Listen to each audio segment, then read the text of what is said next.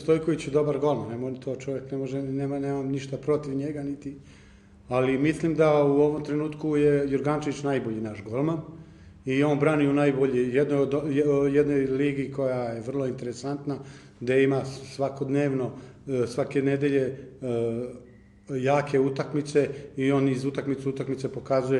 pokazuje svoju formu, do sada, sad je povređen, ali do sada je pokazivo, dok Stojković, znamo, Zvezda i Partizan imaju 3 utakmice jake i onda tu ne može da se ostavi veliki pečat i nije upečatljivo toliko za oko da brani mnogo više utakmica, sigurno bi još veći utisak ostavio. I na kraju on sam treba da prekine sa tim pripucavanjima, da njegov posao da brani, šta sad ti imaš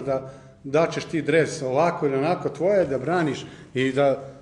to ti je posao, a ne da diskutuješ sa drugima. A nama u reprezentaciji treba jedan mir, da igrači koji dođu hoću da se samo cela reprezentacija usredsredi na rezultat, da ne čita novine šta se dešava kad se dođe u reprezentaciju, nego da se usredsrede na sledeću utakmicu koju igraju. A to je najvažnije. Mislim da se to bilo izgubilo.